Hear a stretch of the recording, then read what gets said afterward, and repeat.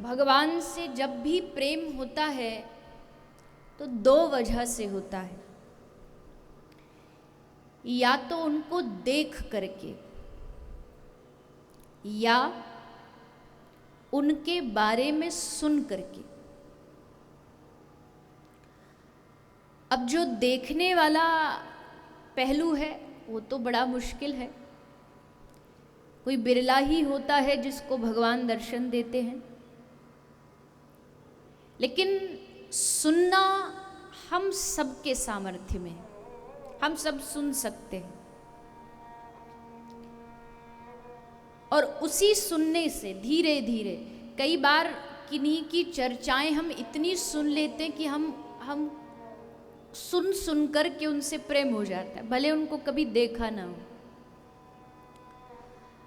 मुंबई में दुनिया आती है तो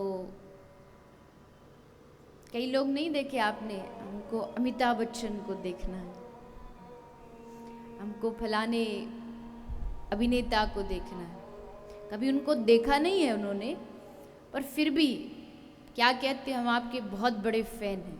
कैसे फैन हैं?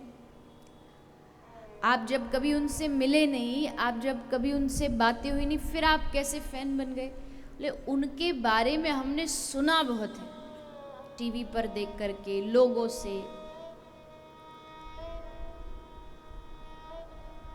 तो सुनने से जुड़ाव हो जाता है। तो देखना भगवान को दूसरी बात है, लेकिन उससे पहले जो हमारा प्रेम भगवान से होता है वो श्रवण करके होता है, सुन करके होता है। और ये जो 7 दिन की कथा है, ये 7 दिन की कथा क्या करती है? ये 7 दिन की कथा हमें परमात्मा की, भगवान की नजरों में ले आती है। जैसे एक माता जी थी, बूढ़ी थी, थोड़ा सा दिखाई कम देता था उनको। तो बिहारी जी के मंदिर गई। बिहारी जी के मंदिर गई तो बिहारी जी, आप गए हो तो बड़े भीतर बैठे रहते, बड़े छुप के, बड़े अंदर बैठे रहते। तो नज़रें कमज़ोर थी, इतना ज़्यादा दिखाई भी नहीं देता। तो वो मैया एक हाथ में दूरबीन लाई थी और दूरबीन आंखों पे लगा के वो बिहारी जी को, ठाकुर जी को देखने लगी। तो किसी समझदार आदमी ने देखा कि मैया भगवान को देखने के लिए दूरबीन लगा रही है, पर कर क्या रही है? जिस तरफ आंखों पे दूरबीन लगानी चाहिए वो तो दूसरी साइड में है, और जो दूसरी साइड वाला पार्ट है वो आंखों पे लगा रखा है, उल्टा उल्टा लगा करके बिहारी जी को, ठाकुर जी को देख रही है।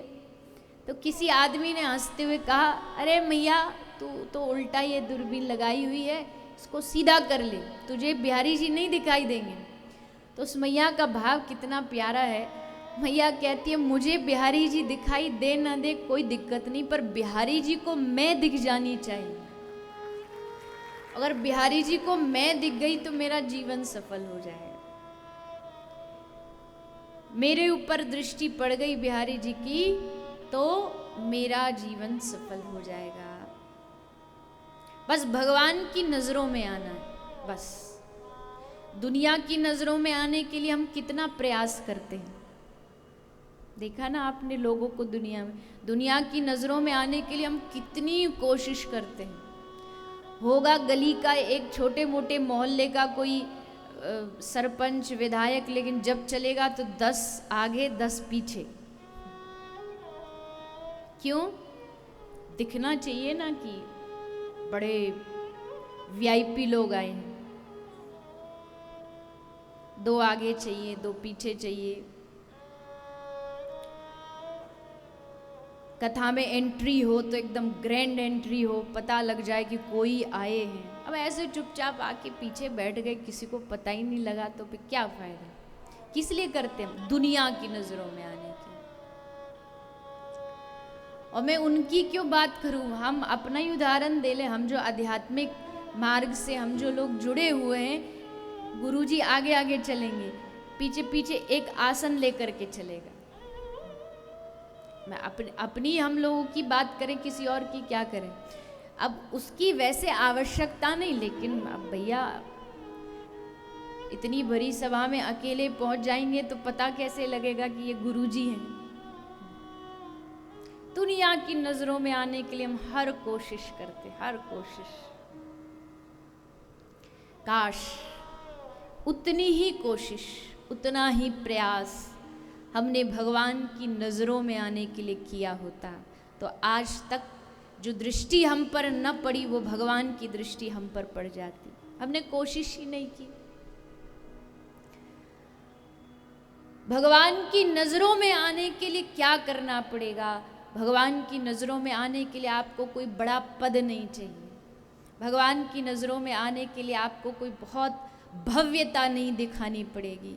जी, विठल पांडुरंगा के दरबार में लाखों की भीड़ होती है, लेकिन आज भगवान पांडुरंगा रूप तो आपने देखा ही होगा। पांडुरंग का दोनों कमर पर हाथ रखा है और ऐसे खड़े, बड़ा निराला विग्रह है पांडुरंगा का। जैसे वैसे ही भक्त का भाव है, कहते हैं कि ऐसे क्यों खड़े हैं, उसके ऊपर कहानी है, पूरी कथा आप तो महाराष्ट्र से हो, जानते होगे शायद। पुंडरीक नामक एक भक्त हुआ था, माता पिता की सेवा कर रहा था। भगवान आए, उसने सेवा छोड़ी नहीं, सेवा करता रहा और ठाकुर जी का भी अपमान ना हो इसलिए ईंट दे दी, ईंट सरका दी, आप इस पे खड़े हो जाओ। तो विठ्ठल भगवान उस पे खड़े हुए। आज भी भगवान ईंट पे ही खड़े हुए हैं। तो ऐसे हाथ करके खड़े, इसका मतलब क्या? जैसे कभी कभी होता है ना, किसी मैया का बच्चा पड़ोसी से लड़ाए, या पड़ोसी का बच्चा तुम्हारे बच्चे का कुछ थप्पड़ वप्पड़ मार दे, तो पड़ोसी फिर आ जाते हैं लड़ने के लिए, दुहाई देने के लिए। तो अपने बालक को पीछे कर लेती है मैया कि तू पीछे हो जा, चल अब मैं देखती हूँ, हिम्मत है तो हाथ लगा के देखा। अपने बालक को पीछे खड़ा कर लेती है। तो पांडुरंगा भगवान जो हैं वो अपने भक्त के लिए सामने आके खड़े हैं और कहते, दुखों की हिम्मत नहीं कि मेरे भक्त को स्पर्श करे, तू पीछे खड़ा हो, मैं सामने खड़ा। तो पांडुरंगा भगवान ऐसे पंडरीनाथ खड़े थे बिष्ट पे, ईंट पे, और बड़ी ऊंची ऊंची उजक उजक के मानो किसी को ढूंढ रहे थे। तो रुक्मणी जी ने पूछा कि नाथ आप किसे ढूंढ रहे? बोले मैं अपने भक्त को ढूंढ रहा हूँ। बोले इतने सारे तो खड़े हैं भक्त, कितने गिनती नहीं? बोले नहीं नहीं, ये सब नहीं, ये सब वो भक्त हैं जो मेरा दर्शन करने आए हैं। पर एक भक्त इस सभा में रोज ऐसा आता है जिसके मैं दर्शन करता हूँ, एकनाथ। आज वो नहीं आया। एकनाथ जी की तबीयत बड़ी, स्वास्थ्य खराब हो गया था, और तब स्वयं पांडुरंगा भगवान मंदिर से चल करके एकनाथ जी को दर्शन देने उनके घर गए। तो बिरले वो लोग होते हैं जिन पर श्री प्रभु की दृष्टि पड़ती है, और प्रभु की दृष्टि उन पर ही पड़ेगी जिनके जीवन में सत्कर्म होंगे, जिनके जीवन में सेवा होगी, जिनके जीवन में परोपकार की भावना होगी। वो भगवान, वो परमात्मा हमारे धन धान्य से खुश होने वाला नहीं। माफ़ करना किसी को मेरी बात बुरी लगे तो, लेकिन बड़े बड़े हमारे भारत के मंदिर हैं, प्रसिद्ध मंदिर हैं, लोग वहाँ जाकर के करोड़ों करोड़ों रुपया का कोई हीराओं का हार चढ़ाएगा, कोई स्वर्ण का, वो बुरा नहीं है, क्योंकि जा रहा है भगवत कार्य में, अच्छा है, करना चाहिए।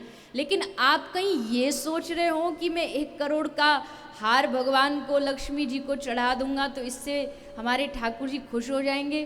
कतई नहीं। वो भगवान जिनके लक्ष्मी द्वार पर खड़ी रहती है, वो धन से कैसे खुश हो जाएगा? तो कैसे प्रसन्न होगा? तो बाबा तुलसी ने कहा कि राम ही केवल प्रेम पियारा, जान लेहु सो जान निहारा। भगवान की प्राप्ति केवल प्रेम से ही हो सकती है, परोपकार सेवा भाव से ही हो सकती है, और दूसरा कोई उपाय नहीं। बी रखिए, बी बाद में। तो परोपकार की भावना जिसके हृदय में है, ठाकुर जी उस पर दृष्टि जमाते रहते, देखते रहते हैं। भले लाखों की भीड़ हो, लेकिन भगवान की नज़र उसी पर जाएगी।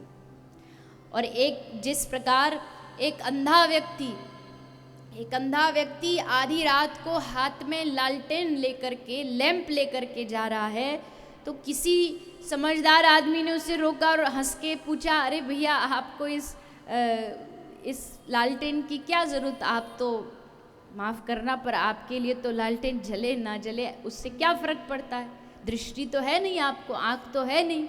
तो उस आँख वाले ने जवाब दिया कि ये लालटेन मेरे लिए नहीं है, मैं किसी से टकरा जाऊं उसके लिए नहीं है, ये कोई मुझसे ना टकरा जाए, ये लालटेन उनके लिए, ये आँख वालों के लिए। मैं सामने लालटेन लेकर के चलूँगा तो सामने वाले को मैं दिखाई दे जाऊं, ये उसके लिए है। ठीक वैसे ही ये श्रीमद् भागवत क्या है, ये वही दीपक है जिसको आप 7 दिन लेकर के खड़े हैं।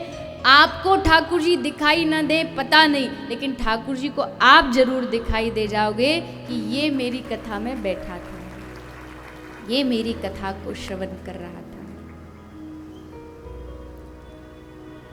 और एकमात्र उद्देश्य इस कथा से, सत्संग से यही रखिए कि एक नज़र उनकी हम पर पड़ जाए, एक नज़र हम पर पड़ जाए।